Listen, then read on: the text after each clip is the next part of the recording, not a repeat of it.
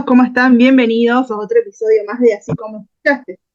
Hoy, en esta oportunidad, tengo un invitado muy especial desde México. Tengo conmigo al doctor Rogelio Araujo, a quien tuve el agrado de conocer ayer por el 2020, en plena pandemia. Él no lo sabe, porque bueno, todavía no se lo conté, pero después de estar todo ese año trabajando con él y su equipo, me animé a anotarme en otra carrera, en este caso comunicación, y hoy en día estoy a 10 materias de recibirme. Así que para mí es un honor tenerlo, escucharlo siempre, aprendí muchísimo, sigo aprendiendo de él y de todos sus colegas. Hoy vamos a hablar, lo cité para hablar, que me interesa muchísimo hablar sobre El sujeto de la adicción, un libro del cual él escribió. Pero bueno, antes de meternos en el tema, obviamente, le quiero dar la palabra al doctor Rogelio. ¿Cómo está? Buenos días a todos. Muchas gracias, Andrea, por invitarme. Me encuentro muy bien acá en México y agradezco hace 4 años, creo que ya, que nos conocimos en medio de una crisis mundial, pero creo que esos momentos críticos son los que dan la oportunidad para que florezcan las cosas nuevas. Y Ujú. sí, qué fortuna que nos hayamos conocido, que hayamos empezado a intercambiar algunas cosas, porque me da muchísimo gusto que me digas que entraste a otra carrera, comunicación, y que le vas dando por ese camino. Bueno, estoy muy bien por acá en México. Tú dirás cómo comenzamos y yo te voy siguiendo. Sí, antes de empezar, a mí me gustaría que nos cuente un poquito su trayectoria, porque es especialista en adicciones. Bueno, qué estudió y cómo viene avanzando a medida de los años, porque no es que hace 10 años o 5 años está en esto, no, está hace muchísimo tiempo. Bueno, que está muy bien. Acabo de cumplir el 24 de febrero 62 años. Comencé a interesarme por el problema de las farmacodependencias desde que yo tengo 12 años que iba ingresando a la secundaria en México. Es decir, iniciaba mi adolescencia con una preocupación por un fenómeno que me rodeaba. Y era que antes de entrar a la escuela tenía que atravesar por un mercado donde por las mañanas amanecían eh, personas indigentes, jóvenes drogados, adultos mayores en abandono, sumidos en el problema del alcoholismo. Es decir, una escena terrorífica. Ujú. Y lo que más me preocupaba en aquel momento era que esas personas, por el pasillo donde teníamos que pasar los adolescentes, nos hicieran algo. Es decir, aquella escena me daba miedo. Ujú. Bueno, lo dejo ahí como uno de los parajes, digamos, que quedan marcados como después dan inicio a una formación. Bueno, Ujú. soy psicólogo social de base en México. La psicología social en México, cuando yo empecé a estudiarla, en, en aquel entonces, en el año de 1981, era considerada como una disciplina menor, es decir, no le daban el estatuto de la psicología, psicología general o la psicología clínica, que era lo que imperaba más. La característica de esa formación en psicología social era que no pertenecía al área de biológicas y de salud, sino al área estrictamente social. Entonces, eso la hacía diferente. Bueno, más o menos en términos generales. Después estudié una maestría en psicología social de grupos e instituciones, en donde conocí a muchas aportaciones de colegas argentinos. Desde antes, por supuesto, pero más particularmente ahí, en ese tema, particularmente toda la obra de Pichón Rivière. Entonces, me la conozco porque la tuve que leer, pero independientemente de mi formación académica, yo ya lo había conocido antes porque me gustaban o me siguen gustando las bibliotecas como un territorio donde me gusta perder. Entonces, soy así, psicólogo social de grupos e instituciones también. y posteriormente estudié una especialidad, una maestría y el doctorado en ciencias antropológicas, con la característica de que mi tema de investigación era el uso ritual de las sustancias y el uso ritual y terapéutico de las sustancias en las comunidades, para hacerlo como en síntesis. Ujú. Es decir, no es la antropología para estudiar la esencia cultural de los pueblos, sino era más o menos cómo se utiliza o qué lugar ocupa la droga como un objeto cultural y como un elemento simbólico que permite articular a toda una comunidad. Ese es el estudio antropológico. Bueno, estudié también prácticamente desde que estoy en la universidad el psicoanálisis en diferentes escuelas acá en México, que no son como en Argentina. Acá hay muy pocas oportunidades y líneas son muy estrechas. Y sobre todo un psicoanálisis muy, por decirlo así, muy burgués, muy individualizado, que no tiene nada que ver con mi perspectiva de psicología social, de antropología o de apertura a una propuesta que al final hago, que es sobre cura comunitaria. Bueno, entonces he estudiado el psicoanálisis, me gusta mucho. Soy un crítico del psicoanálisis en términos generales, en todas sus manifestaciones y expresiones, pero reconozco que sin el psicoanálisis también muchas cosas no serían posibles abordarlas y entenderlas. Entonces, mi crítica no es hacia el psicoanálisis, sino más bien a las escuelas que convierten el psicoanálisis en una religión y en Sí. una especie de doctrina que se tiene que venerar en lugar de que la tomemos como una aportación muy importante en el sistema del pensamiento universal. Bueno, tuve una formación también en terapia familiar de pareja, que es una lectura sistémica la mayoría de las veces en ese terreno, pero siempre enfocado en el terreno del problema del uso de las sustancias y de lo que eso representa. Entonces, ahí más o menos.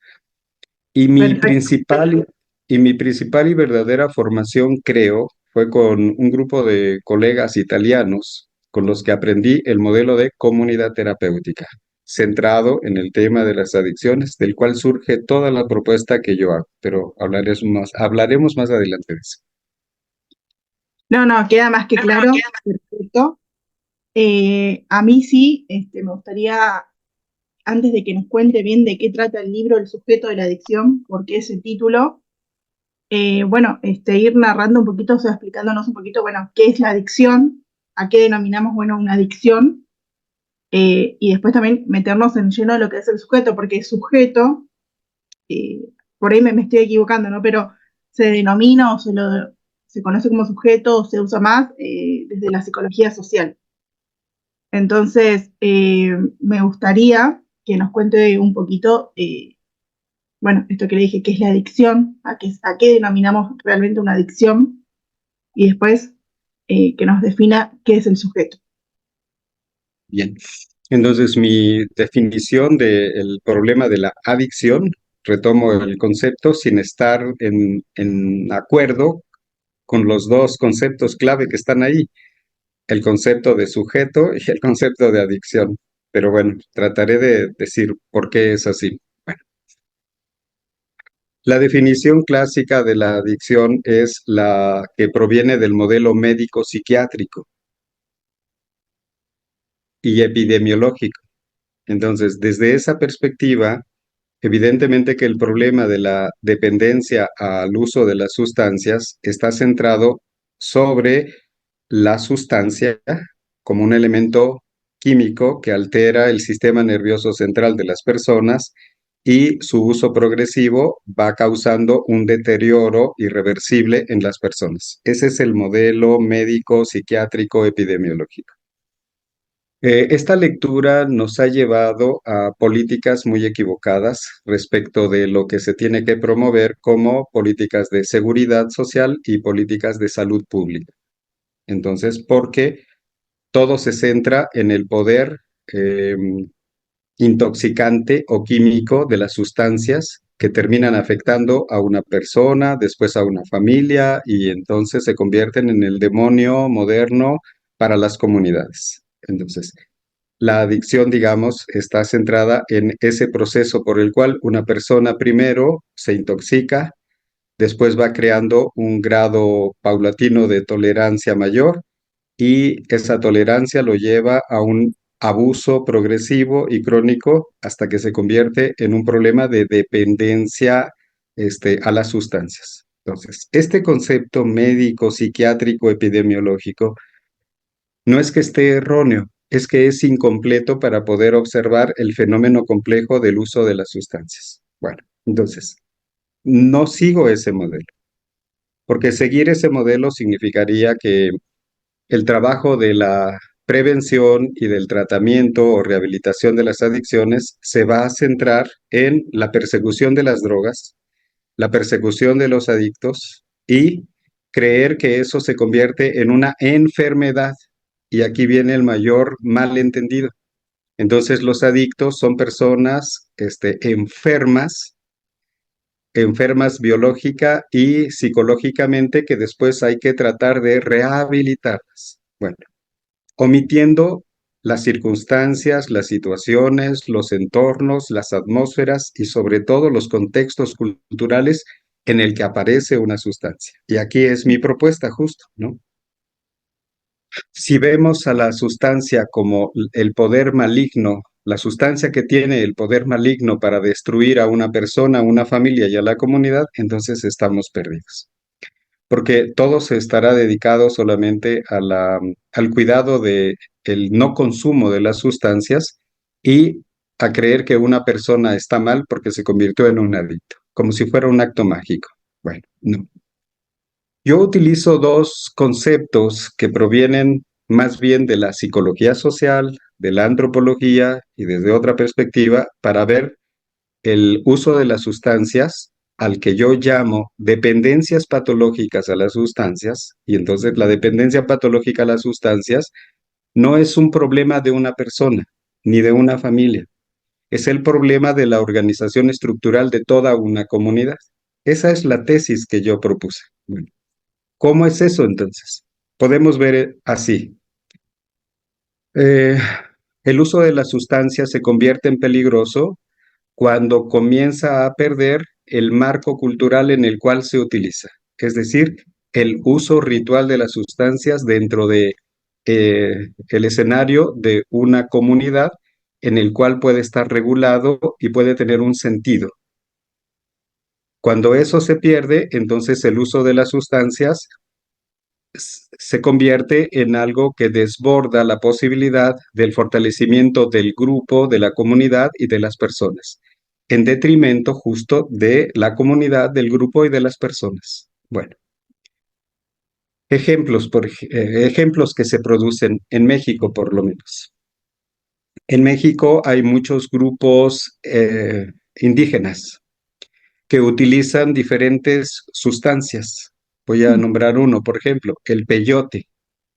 El peyote entre los coras, entre los seris, en el occidente en México, tiene un uso ritual religioso y festivo para ellos, de tal manera que el uso ritual del peyote entre estos grupos rememora su identidad, su pertenencia y su defensa cultural.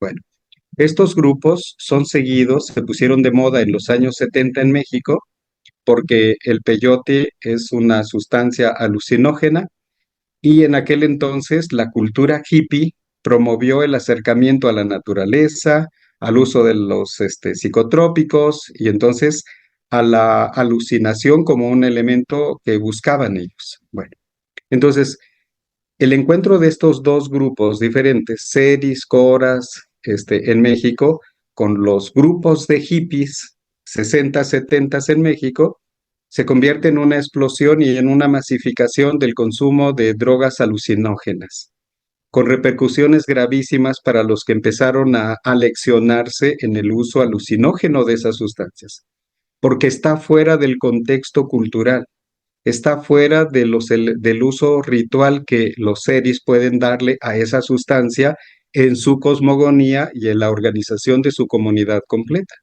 No es lo mismo que un hippie vaya por peyote y luego se lo venga a consumir acá en los patios de la universidad, a que lo consuman en el escenario de la comunidad indígena donde corresponde. Esto es un uso fuera de contexto.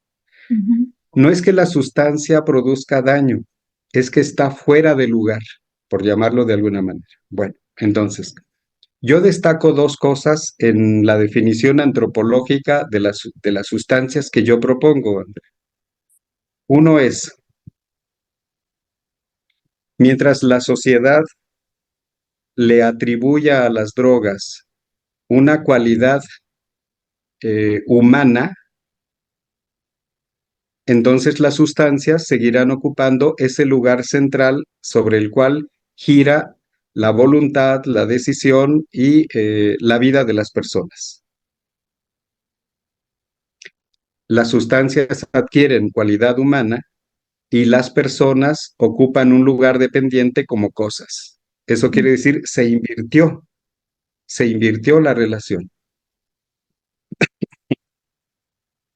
Entonces, en ese proceso cultural de la desvirtuación del uso de las sustancias fuera de los marcos culturales y rituales, produce este efecto de ambigüedad. Las drogas toman el lugar del sujeto y las personas ocupan el lugar del objeto. Entonces, esta antropomorfización de las sustancias produce un fenómeno de alienación de las personas.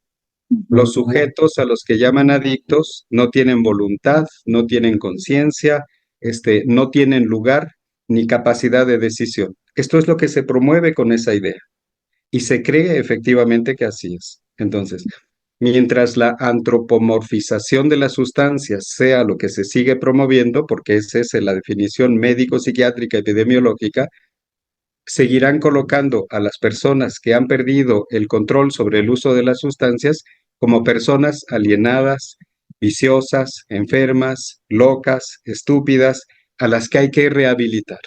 Y entonces todo se reduce a una visión médico-psiquiátrica de componer a los sujetos que se descompusieron y perseguir y eliminar las drogas de las comunidades. Eso es absurdo y es imposible, Es un, porque es perseguirán un círculo sin fin, diría.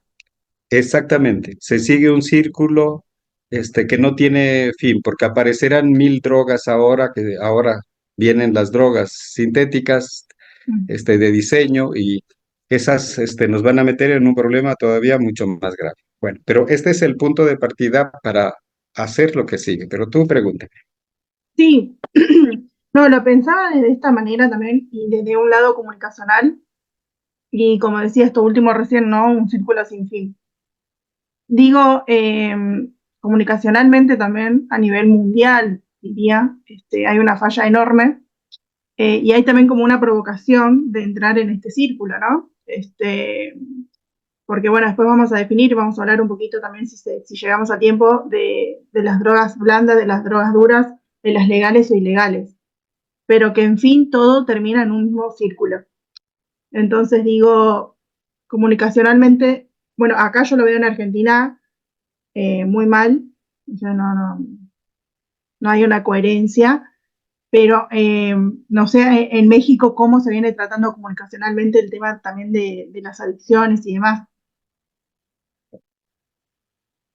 Em, Hace 6 años hubo una transformación política en México importante, que creo que ha sido muy benéfica en términos generales, en términos socioeconómicos. Es, digamos, un partido de izquierda toma el poder y nuestro presidente, Obrador, ha hecho políticas muy importantes.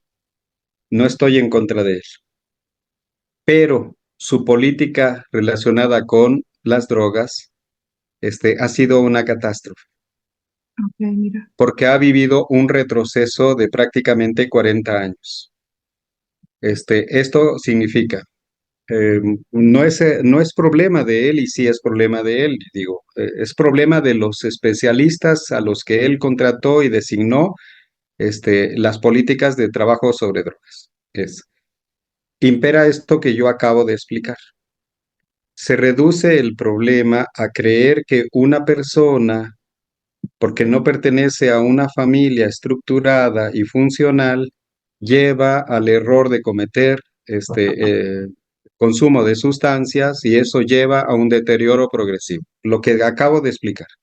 Esa es una concepción viejísima que no nadie lo puede sostener y sin embargo en México se retomó para hacer políticas en donde frases como esta: si te drogas, te mueres.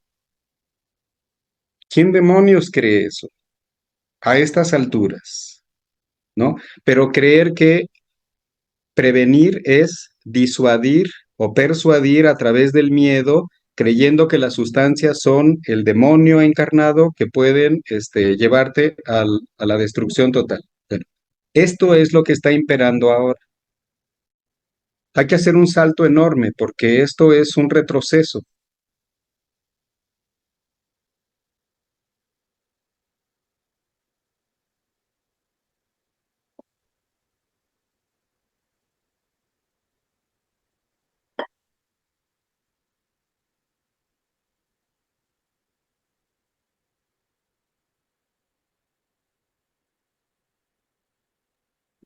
Claro, sí, sí, sí, sí. Eh, entonces digo, también no lo ve como un estado de complicidad. ¿Cómo? ¿En qué sentido? Y en el sentido este por ejemplo, bueno, retrocedimos 40 años, el Estado toma un rol importante y demás. ¿Hay como algo intencional o es, bueno, no saber hacer las cosas, no saber del tema? Ah, ya te entendí. Sí, no, es no saber del tema.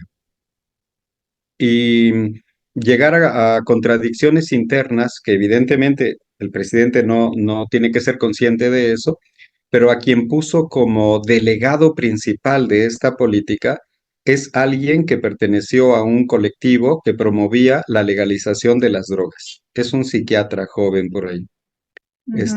que promovía eso. Y yo conozco de cerca su organización y pertenece él a los políticos que se quieren convertir en los monopolistas de la venta legal de las drogas.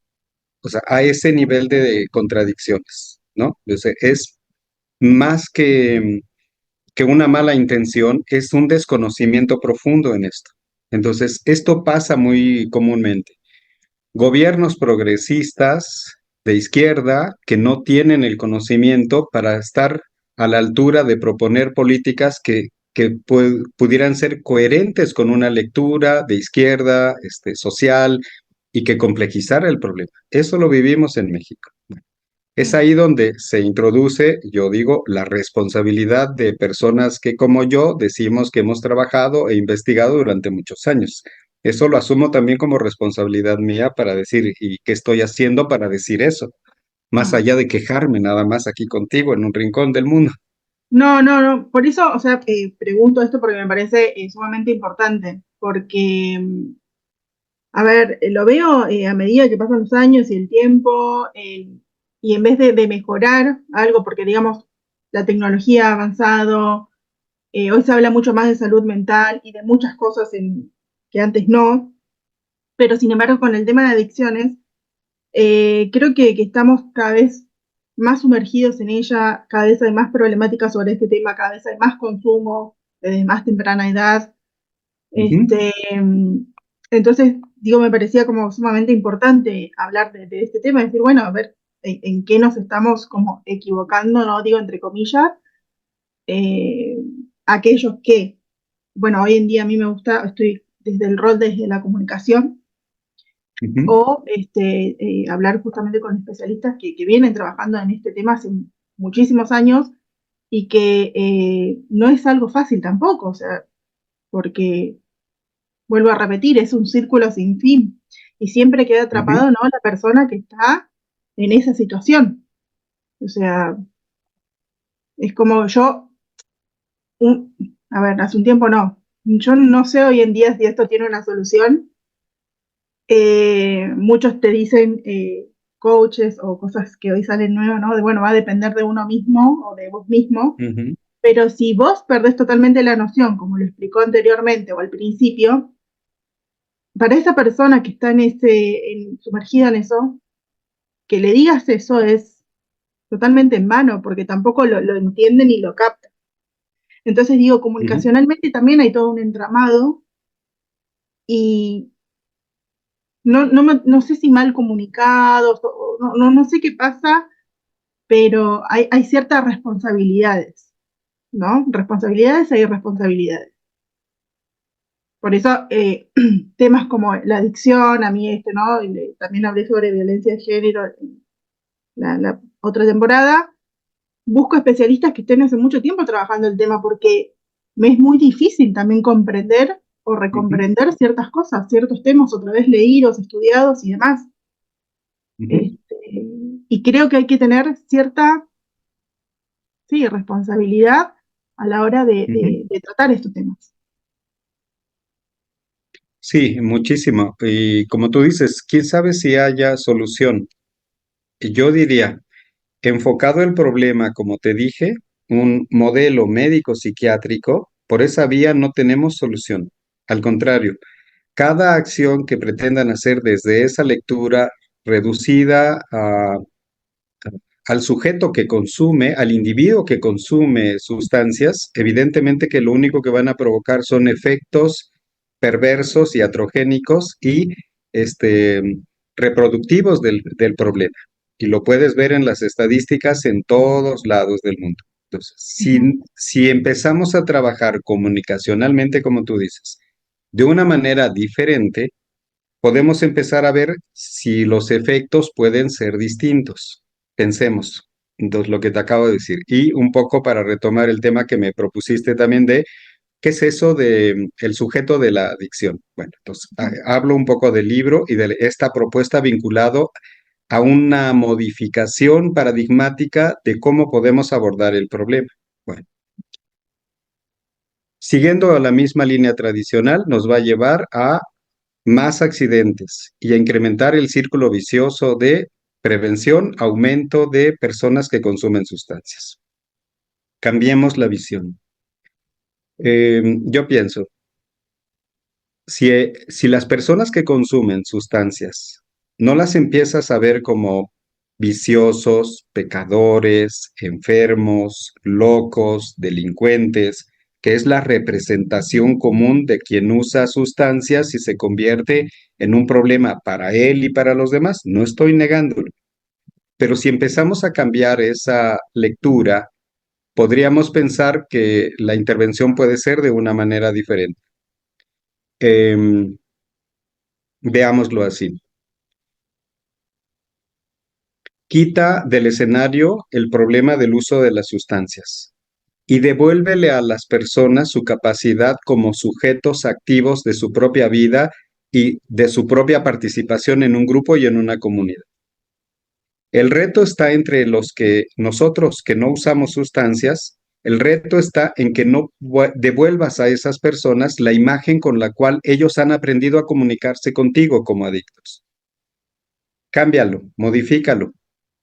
El reto está en que tú, comunicóloga, yo, psicólogo social o antropólogo, sepamos cómo vamos a comunicarnos con ellos y el lugar que pueden tener en su vida, en su familia o en su comunidad. Es una cosa diferente.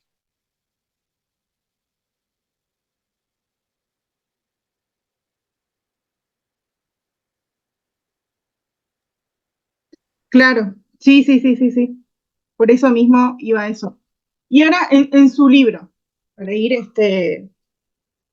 cerrando el tema o esta primera parte, el sujeto de la adicción, ¿qué aborda específicamente? ¿En qué se centró para escribirlo? Bueno, bien, perfecto.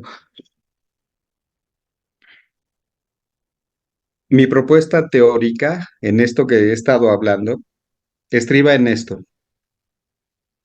Un sujeto adicto no es un sujeto carente, incompleto, omiso, un sujeto en falta, dicen los lacanianos, porque es la crítica que me hicieron ellos. Ujú. No, no es eso. Un sujeto que ha utilizado sustancias, para mí, es un personaje en el ámbito de su comunidad que te permite rastrear la historia negada de su propia vida, de su propia familia, pero de su propia comunidad en particular. La tesis es esta. La adicción o dependencia patológica para mí no es ningún defecto. Es una cápsula de tiempo que te permite ver la complejidad simbólica que él representa. Y yo digo, un sujeto que se droga está ocupando un lugar en donde hay un superávit de significantes. Eso quiere decir, es un lugar, es un sujeto, es una persona, es un actor, como le quieras llamar, que encarna una riqueza cultural dentro de su comunidad y dentro de su familia. No es un déficit, es un superávit de elementos con los cuales evidentemente él no puede lidiar en forma individual y se convierte en un problema. Pero ahí es justo el trabajo de cómo desmontas eso que él carga y que él representa simbólicamente para los demás. Ese superávit de significaciones que él porta lo llevan a ocupar un lugar propio y para los demás de déficit de sentido. Su apego y su cultura necrofílica orientada hacia la muerte no es algo solamente destructivo, sino esa pérdida de sentido que ese sujeto tiene para sí mismo, pero también para su entorno cultural, te está diciendo algo de la historia de su propia familia y de su propia comunidad. Y entonces no tienes al 90% de adictos en una comunidad. Tienes a un 10% de adictos en una comunidad. Pero esa manifestación de la forma ritual en que ellos destruyen su vida te está diciendo la manera proyectiva en la cual una comunidad está desestructurada y está agobiada por algo que no ha logrado resolver. Si tú cambias la lectura y dices, en lugar de ver solo a un individuo, veo a toda una comunidad, entonces tendrás mayores oportunidades de modificar la forma como vas a trabajar con toda una comunidad, pero también con un individuo. No es que te olvides de los individuos o su singularidad, como les gusta decir a los psicoanalistas, no, para absolutamente nada. Pero no voy a comprender su singularidad, su particularidad, si omito la historia de la cual viene, si omito el lugar en el sistema de parentesco en donde está inscrito, ocupando un rol y desempeñando un drama. Y ese drama no lo voy a entender si esa familia no la ubico en el contexto territorial, cultural de lo que le antecede. Y es ahí donde podemos intervenir. Entonces, hice esa trampa de decir, bueno, junto dos conceptos con los cuales yo tengo un poco de pleito. Sujeto de la adicción. El último capítulo del libro se llama El sujeto de la aflicción. El concepto de aflicción es retomado por algunos antropólogos para hacer el estudio y análisis cultural de los sentimientos, de los afectos y de cómo las comunidades sufren y gozan, que los antropólogos no se dedican mucho a eso, pero digamos en los últimos 40 años ya ha aparecido la necesidad de ver cómo las comunidades sienten y expresan emociones que antes los antropólogos no se metían en eso. Entonces yo digo, cuando nombran a una persona como adicta, yo preferiría decir, ahí tienes a una persona que sufre, que que está tomada por el dolor y el sufrimiento del que no es plenamente consciente, y que gran parte del trabajo terapéutico con ellos es que puedan identificar ese dolor, ese sufrimiento y sobre todo el lugar que ocupan en el drama de su destrucción, que es el drama de la destrucción de toda una comunidad, no de él solamente en términos generales. Entonces, el sujeto de la adicción es fundamentalmente un sujeto del sufrimiento, sujeto de la aflicción, con lo que eso representa. Pero ese sujeto no ha perdido la capacidad ni de pensar, ni de sentir, ni de poder expresar lo que realmente está viviendo en su propia vida.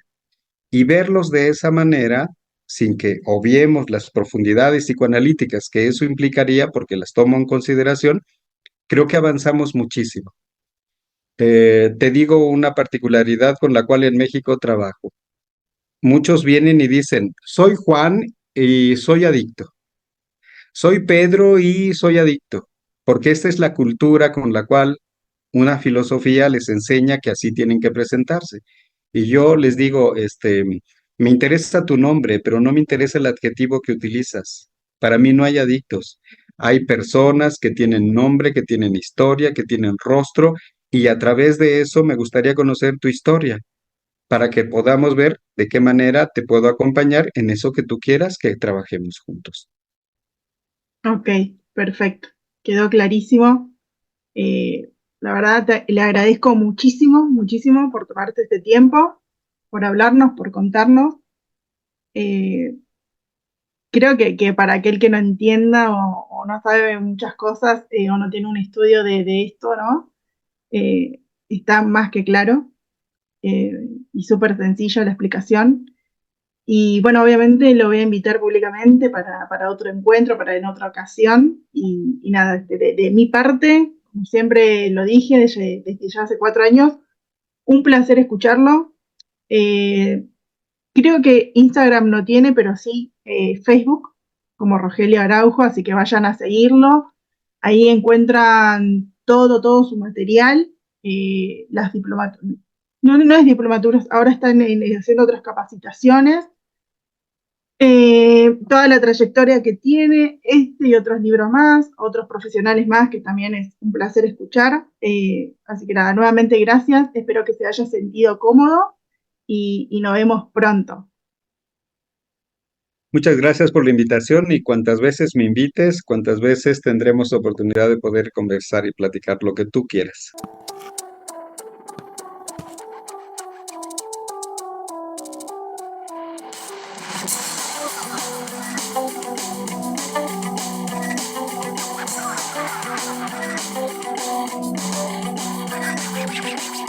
Memories come soon, like opening wounds. I'm picking me apart again. You all assume I'm safe here in my room, unless I try to start again. I don't want to be the one the battles always choose, 'cause inside I realize that I'm the one confused. I don't know what's worth fighting for, or why I have to scream. I don't know why I instigate and say what I don't mean. I don't know how I got this way, I know it's not alright, so I'm breaking the habits. I'm breaking the habits tonight.